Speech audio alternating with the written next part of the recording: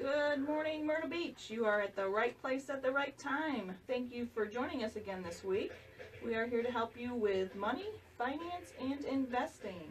Yes, we are, and I want to say good morning to Twitter, good morning to Facebook, and everybody out there in the world.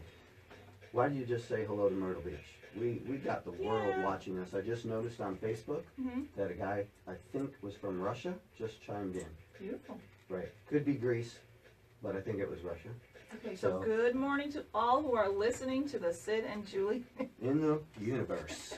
There we go. All right. If you missed last week's show, we talked more about flipping homes and a little bit about wholesaling. So if you missed that, you can watch it on our YouTube channel, the Sid Chase Investment Group on YouTube.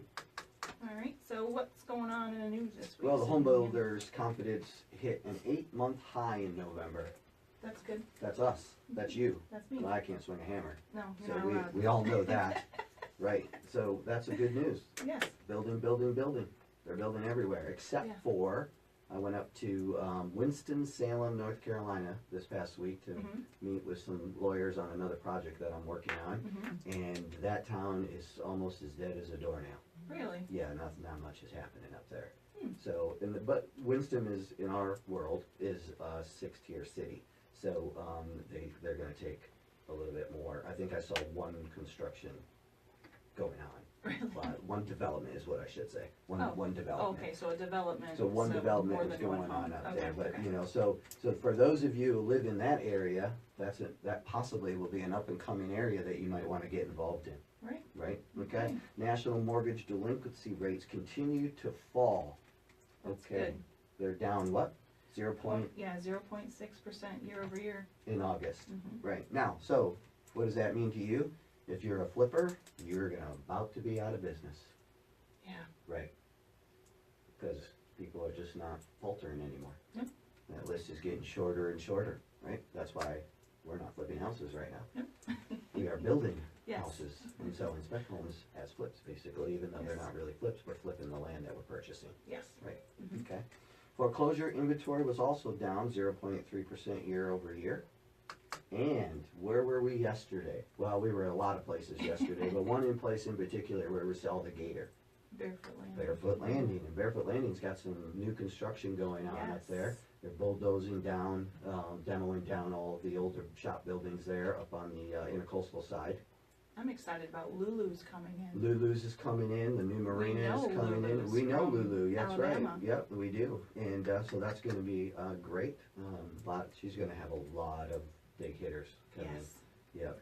When we say that, when I say that, I'm talking about music, entertainers, things like that. Because for those of you that don't know, Lulu is a relative to. I forgot.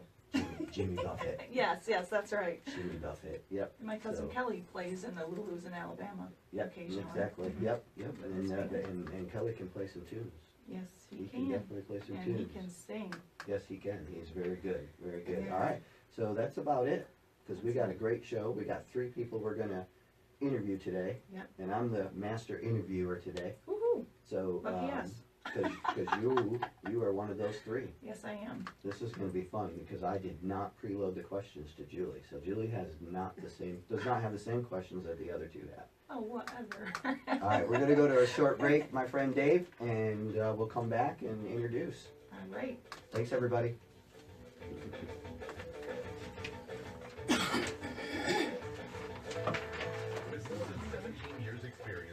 If you guys want to get on your Facebooks or whatever your Twitters, if you have them, and just invite people, let them know that you're on the show this morning. Shut my phone off. Oh, okay. I should have told you that before. I thought I forgot. Nothing. I was going to say, if I come in here in the middle of everything and adjust microphones or anything, or do that, then. Is it okay just to talk like this, or do I need it? No, you definitely need to be within a couple of minutes. If you're back, then it's not the same. It's going to sound the same with you. You're going to have to be right up on it. So yeah, exactly. Just don't eat the mic, really.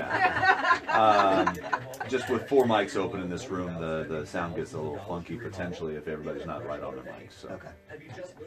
Oh, we're ready. You got me up loud? Yeah, you should be. Okay. You're good, Sid. Yeah. Dave takes care of it. Well, I thought I'm keeping you low and making you look better. So, just kidding. She does look bad. I know that. All right, Facebook, what do we got for questions? Anything going on this morning? Anything you want to know that we haven't talked about yet? Any of the past shows? Let us know. We appreciate you taking the time this early Sunday morning. For those of you that are up north, hope you're staying warm. Grab that hot choco. We are sunny today here in Myrtle Beach. Yesterday we hit like 71 or something like that. It was a beautiful day. Actually went down the hill at the beach. I know you don't want to hear that. Same with you, Twitter. All right, here we go.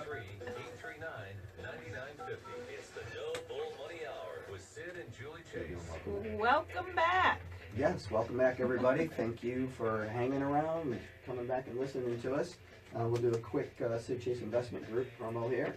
If you are interested in investing in assisted living, whether it's residential or commercial, give us a call. Reach out to us. There's plenty of ways to do that. And we'll get you some information, set you up a 15-minute time to talk with me, and we'll give you some ideas of what we're doing and see if you have any interest. But if you're interested, again, in assisted living, commercial, or residential investments, get a hold of us. Yep. All right, what do we got? Today's show, we are talking with women entrepreneurs. Woo. And our guests today are Alissa Carpenter, Dolores. Brauer. I didn't want to beat that up. and so going forward, Dolores will be D. Yes. So, yeah. That's D. And then Julie, today you are on the spot. Woohoo! Yes. All right. So let's get started. What we're going to do is just the questions are going to kind of be towards both of you to start with. But the first one is D, if you would.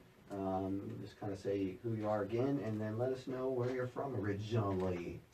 I'm Dee Brauer, and I'm originally from Cleveland, Ohio. All right, and Alissa? I'm Alissa Carpenter, and I'm originally from Westminster, Maryland, outside of Baltimore and D.C.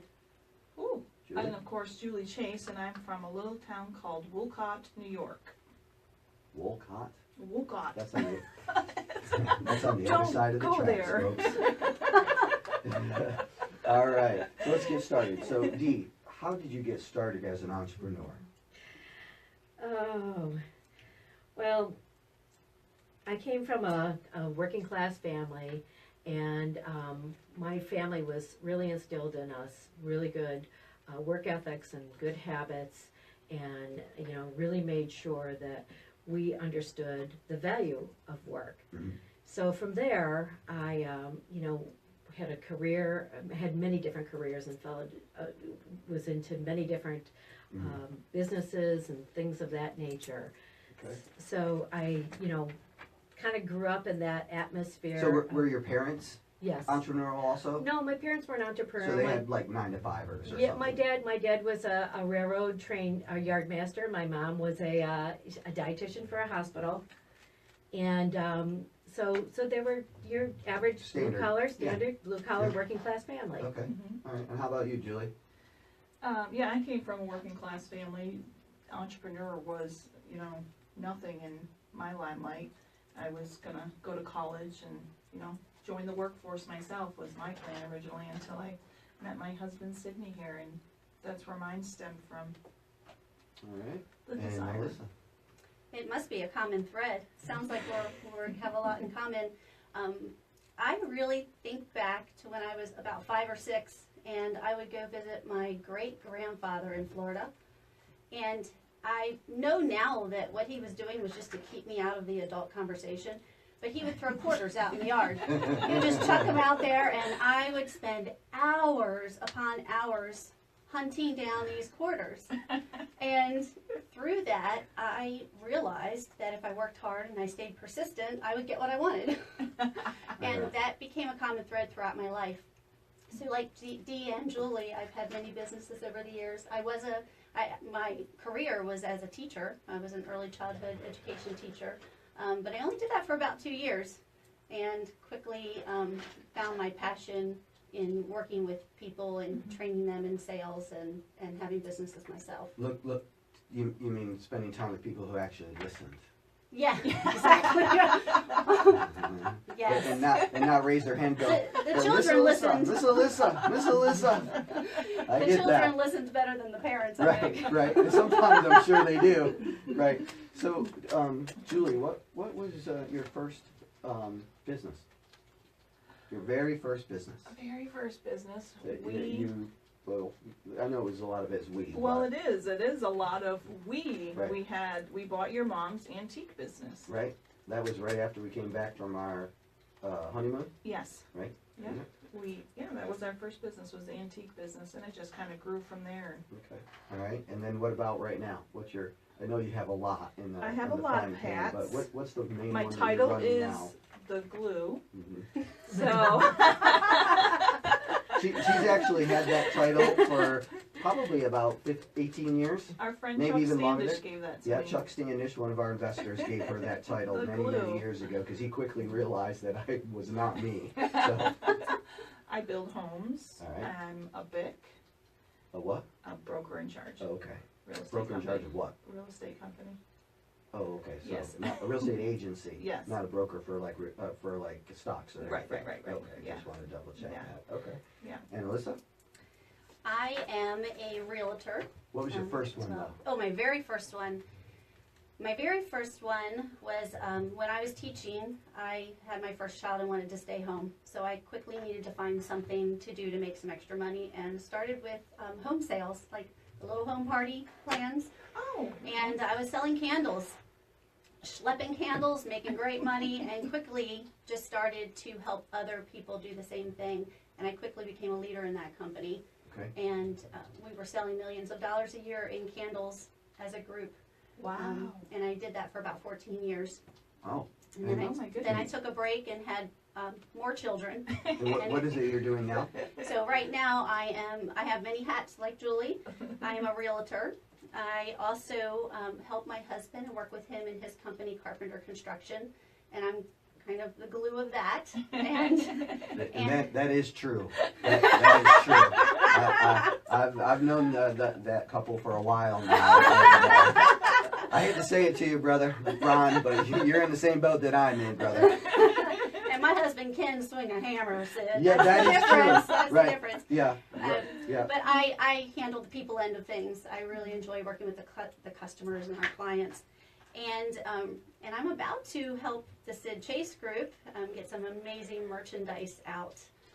Yeah, so that's we- exciting too. I'm really, it's hitting that creative spark in me again, and Right. I'm really excited about that. And We're excited for those too. of you that are on the radio, we got Twitter going this morning and we have Facebook going this morning, so you can see the enthusiasm and excitement and the huge smile that Alyssa is putting out right now. So for those of you that are not on the radio that you can't see that, hop on our Facebook or our Twitter and then take a look.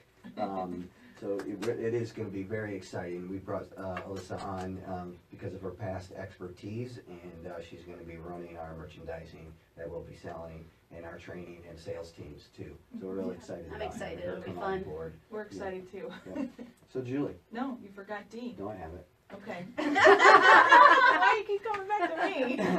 All right, we'll go to D. Go ahead. Thank you. So I got started actually selling and marketing motor oil, synthetic motor oil, which I never thought I would do as So- a female. When you say that synthetic, that's only been around for It's been around 45 years. 45 Actually, years. AMISOIL was the first one to introduce Okay. synthetics to the marketplace, and it's Mhm. been around for 45 years. wow. And we've been with AMISOIL for probably 23 or 24 years. And But was it commercial prior? Because when I think about synthetic, they ask me now when I go to get my oil change, which one do I want? And it seems to me that maybe that only started about 7 or 8 years ago. no, When I mean that is for the public too. oh no, it's been around for the public Has it? for a long, long time. Okay. It's just people didn't embrace it because we were always told change your oil every 3,000 miles, and you don't need to do that with synthetics. Right. So I Could think you say that again? Because I'm trying to tell my boys that, because I was told that when you use synthetic, it's not every 3,000 miles. What No. would you recommend? you have to follow your factory recommendations, and now especially import vehicles, like your BMWs and your Mercedes and vehicles of that nature, the owner's manual will tell you change every 10 to 15,000 miles. And many of them are factory filled now, so with synthetics. So Okay. you have to keep using the synthetics. So when you should buy never the go car, bad. when you buy the car new, is what you're saying they'll come with Some do, yeah. Okay. Many of them do now. Okay. But you can, if you have a petroleum in your vehicle, you can switch over to a synthetic. Okay. All right. But anyway, so I did get started selling oil, and I really enjoyed sales. We would often do many different trade shows and be at some really fantastic events like, motocross and boat that's races and things of that nature. So were you like, I think you said about 15 years 23 years ago. for you? Hmm. So when you came on to doing that, were you like one of the very few women in that Yes. field that were doing that? And what Absolutely. was that like for you? I mean, was there a lot of pressure? Was there a lot of roadblocks and, men didn't want to listen to you? Did you have a hard sale? I mean, how did that work for you? I did, because, especially walking into an auto parts store and I'm trying to encourage them to put this product on their shelf to resell to the public. And, they would look at me like I didn't know anything. Right. How could I possibly know anything? Right. So how did you overcome that for our I listeners would just as a start. women? I would just start talking about the product, and I was confident in the product. I used the product myself for a long time, so I knew it worked, and I just shared my stories about how it worked for me and how it worked for other people, and why I felt that it would be a good idea for them to carry it in their stores, and then Perfect. they would put it on their shelves. And So as a The rest is salesperson or training, as we teach people how to sell, two things are very important. One is you have to sell yourself and believe in Yes. yourself, and number two is you have to believe in your product, right? absolutely. So what was that mixture for you? How much did you have to sell yourself? And I'm going to assume that it was more than normal, and then how much of that was actually the product? And I mean, it's not a number, but just tell me what you're feeling. I think first I had to sell myself, especially being a woman. Most of them, they don't think you're ever going to get your fingers dirty, as a woman in the automotive industry. Right. But, so I would have to definitely sell myself. But I love that type of challenge. And we would often do trade shows, and I absolutely love working a booth and having people come up and challenge me with a question so that I can then prove myself.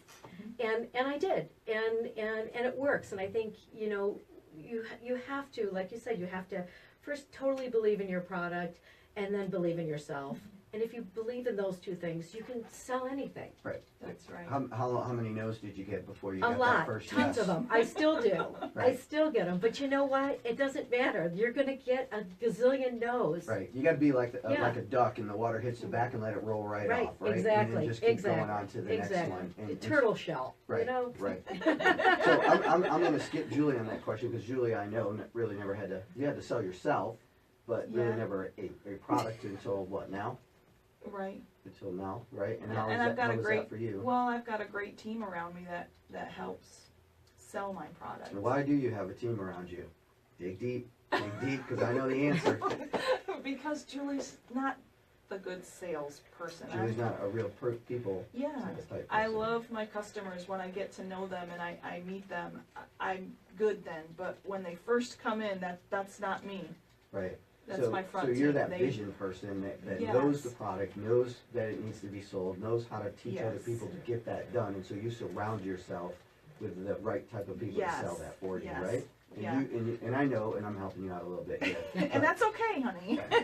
Because you're great at behind the scenes, Yes. and that's your niche, and there's nothing wrong with that, right? And I've always been behind the scenes before this radio station That is true. show. That so is true. You're coming Yeah. out of your shell. I'm So coming proud out of my you. shell. Right. And Alissa, about you, what kind of obstacles and how did you handle those when you first started selling? The no's, you will always have the no's, and a lot of people just give up when they get the no's. I think that's the difference between the people who are successful in business and the people who are not. Over the years, back to the candle business, there were so many new consultants who came on our team to sell, and they were gone before they really gave themselves a chance to get started. So it's interesting with the no's that you talked about. We would do a training with them to get 100 no's. That was the goal. I want you to get 100 no's. That's a Because great when they idea. got 100 no's, how many yeses did they get? They got about 10 yeses. Right. And that's what drove their business. Mhm. So, Yeah. For us in real estate, when we first got started looking at deals, we literally would look somewhere roughly around 300 deals, and then we would narrow those 300 down to the 3, and out of those 3 we'd pick 1. And it's still today, and those numbers aren't quite exactly the same today Yeah. because we're really getting good deals coming to us now. But you know, there's a lot of no's in there, and you just got to really push through them. and Sid, most people take a no personally. In business, it's not personal. They're just not interested in what you have, or they're not interested in that Right. specific item or Right. product. Right, and I've And noticed. that's okay. Yeah, exactly. It is okay. A no is a no. It's no big deal. There's somebody out there that'll give you a yes sooner or later. But I noticed though, the people that, like you said, don't take that no personally, because when you're going to pitch that to that person that day, you don't know what happened to them the hours or half the day before, whatever it is that they got there. Maybe their wife dropped coffee on them, maybe they cooked their breakfast. You know, and I'm saying men because normally that's who people pitch to. You know, you don't know what happened to them that morning, and maybe they're in a bad mood and just don't want to hear your stuff. And you go back the next day. You know, the point I'm trying to get at is don't give up on that one no that you just got. Absolutely. Keep going back until you get that yes, or you get literally thrown out, or And they say it on average it takes 3 to 5 times to talk to someone about something before they are invested in it, before they'll say yes. right. My kids are 6 before they hear me. Well, kids are different than Yeah. customers. 6 times before. What did Dad say? 6 times later. So I don't know, sometimes they never come back and really hear it, right? So this one I kind of already asked, but I'm looking for that aha moment. Okay, and then maybe you did, and maybe you didn't have that aha moment. For I am supposed to be an entrepreneur. I am not supposed to work for somebody else. I mean, everybody works for everybody. Even if you're an entrepreneur, you still work for somebody. You still answer to somebody. You know, I mean, like for example, Dee here this morning is got her manager with her, and she has to answer to him on a daily basis. So for those of you on the radio, again, can't see him in the background, but those of you on Facebook and Twitter can see him. So, but anyway, that's just a joke. But what was for you, Dee? What was that? Was there an aha moment? I think there was. It took some time, but I went through a period of, working for corporate America and feeling like I was a number in the organization. And there was a time where so many companies were laying off individuals and downsizing. And I knew that I just did not want to live paycheck to paycheck working for a company. And I came to my manager one day, and I said to, who was my husband, by the way, I said to him, you know what, I think I want to quit my job and kind of just go out on my own and do something. I think I could do this. And he said, okay, when do you want to do that? And he was really supportive, and I said, tomorrow. And I walked into my cushy job, corporate job, and I gave my 2 weeks notice. Mm-hmm. And I came, after my 2 weeks, I at the time I was managing many people, like 30-some people, and I came home my first week, and now I had to figure out what I was going to do and how I was going to make money. And I really went through the decompressing period where all of a sudden I don't have 200 emails coming in and 30 people pounding on my door asking me, questions about the day and stuff. But I think that was my aha moment. I had to have that. I had to work in corporate America to know that I did not want to be in corporate America. Mm-hmm. And I had that entrepreneurial spirit that, I can do this. And I can do this for us, for my family, for me. I didn't have to be doing this to keep growing their businesses. Right. And how about you, Alyssa? For me, it was having my first child, and I have a lot of kids. I have 5 children, but like I said, I was a teacher, and teaching is a great career when you have children because you're home when they're home.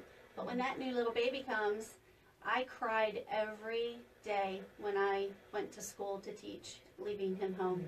And I guess it was about 3 months after coming back from maternity leave, I looked at my husband and I said, I'll finish out the year for my children, meaning my students, Right. and then I'm done. And he said, we have to pay our mortgage, honey. And I said, I will figure it out. I will figure it out because I know where I need to be. And so I did. I figured it out. Right. And I never went back to teaching because I'd figured it out, and I like being my own boss. Mhm. I don't like other people telling me Why what to are you do. coming to work for me then? See, if you know this going Because I'm a into great it. guy, right? I am laid back, easy to Julie, get I know along how to with. handle them. Good, It's all good, good. good. You're learning. Right. So that generated another question that I'm sure the women out there that are listening today want to know. That it sounds to me that I'm hearing is that you made that decision to leave your corporate world or government job, basically, or state job. But both of you had your husbands to rely on for their financial income, right? So what would you be your advice, if you have any, all three of you, for women that don't have that? How do they cope with that mechanism of going, look, if I jump off and leave, I'm in big trouble? So we'll start with Dee. I would say don't jump off and leave. I mean, what I did, I wouldn't advise others to do. Mm-hmm. It does kind of push you a little bit more, though. But there's so many businesses that you can start, especially nowadays, where you can be working from home, Mhm. part-time, doing online blogging or social media marketing, or so many different things Right. that And you can do and kind of move yourself from part-time into a full-time position when the time is right. Right. But Yes. just don't be afraid to do it. Don't let your fear hold you back, Right. and take that Exactly. step. Right. We actually did a show. I don't know. You'd have to go on YouTube to check it out and everything. And when you're on YouTube, by the way, please subscribe. But we did a show on online staying home and doing jobs from home. And so there was a whole list of them there. And I think somewhere I wrote an article. I'd have to think about maybe where it was. Medium.com. Yeah, maybe. medium.com, I think it was I think is where you got it. medium.com. If you look me up on Medium to see an article that I put out about jobs that you can do from home, and you just kind of take those baby steps. And was that kind of the experience or advice you would give to Absolutely. Alissa, or? There are so many jobs you can do, but find something that you love, something that you have Yes. a passion in. Whether, for me, it was just working with people. I just enjoy working with people. So there are a lot of different things I could choose. But, maybe you're an artist and you just love to doodle. Well, turn that into a product that you could sell on the side. Mhm. Find something that you have passion, because if you don't have passion and you don't love what you're doing, you won't be successful. That's right. Right. That's And right. I mean, just pause right here for our discussion, and because of what you just said as an artist. Now, artists could be a lot of different things, but we're going to narrow it down to let Dee, because Dee, Julie and I ran into Dee the other night at CIC? Yes, Which CIC is Conway Innovation Center. right, here in Conway, South Carolina. And they had Joy, and I can't remember Joy's last name now, but her and her staff were there. And if you're an artist, they have grants for you. Yeah. Mhm. Yes, And- they do. And do you, Yeah. explain a little bit more then? Because I walked out a little early. She has a whole program. I would honestly just suggest that you contact the center there, because there And are that's all Joanne? kinds of Jane. The center person is yeah, Jane. Look for because Jane. there's all kinds of different grant opportunities that you can take advantage of if in fact you are an artist.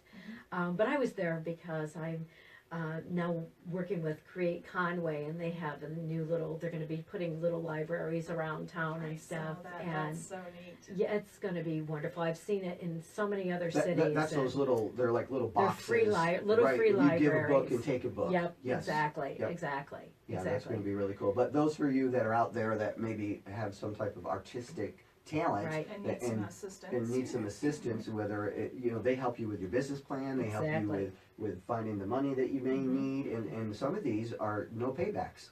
Exactly. If I remember Yeah, hearing, when you get the grant, you don't have to pay any of the money back. correct. And there's matching. So if you put in $1,000, there's other part of that grant program is they'll match dollar for dollar for whatever you're putting in there. Right. So it really kind of helps you get your business off the ground and Right. started. And I'm gonna, again, I'm not dead sure about this, but I would assume that there's the same thing in every single state. You just have to look for it, and they're out there. So for those of you that are artists at any type of at level, you know, that's available for you. Okay, so Julie, Yes. have you ever experienced a life-changing event that transformed you? Now, it doesn't mean, I don't mean for when, my aha moment. Yeah. Along your path, was there any, and most people have a few of them, but was there any one in particular life-changing event that kind of directed you into a different direction or maybe motivated you more? I can't think of any. No? No, I'm always on your coattail. Remember, I'm behind the scenes, so. I can remember one.